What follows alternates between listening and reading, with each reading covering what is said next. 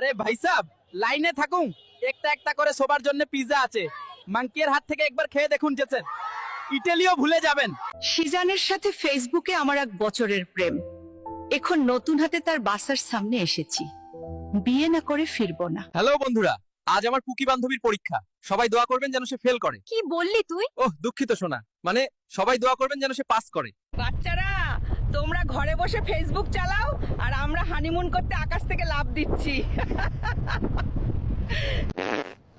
Sir, আপনি প্লেনের ভেতরে পাত দিতে পারবেন না। ধুর, শান্তিতে পাততেও দিলি না, থাকবো না তোর প্লেনে। ড্রাইভার, প্লেন থামা।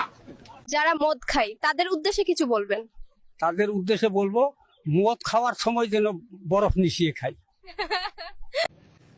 স্যার, প্লেনের ভেতরে আপনি ধূমপান করতে পারেন না। কি বললে? প্লেনে বিরিয়ানিও খেতে পারবো না, শান্তিতে একটা ভিডিও টানতে পারবো না। এটা প্লেন না, জেলখানা। ওই কি রে, মধু মধু, দেখ আমার স্বামী আমাকে কোথায় নিয়ে এসেছে, একবারে আকাশে।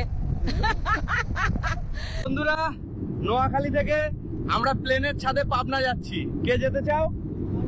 তাড়াতাড়ি এসো, ছাদে জায়গা কম। হ্যালো বন্ধুরা, আজকে জয়পুরহাট শিশু পার্কে এসেছি আমার গার্লফ্রেন্ডের সাথে। দেখি পুরো পার্কে শুধু কাপল আর কাপল, সিঙ্গেলরা গেল কোথায় রে? স্যার, আপনি প্লেনের ভেতরে বিরিয়ানি খেতে পারেন না। বালের কথা কস। আমি যদি বিরিয়ানি খাইতে না পারি তাহলে তোর প্লেনে থেকে কি করবো? এখনকার পোলাপান নিনজা, কাওয়াসাকি, সুজুকি আর 15 এর জন্য পাগলা হয়ে যায়।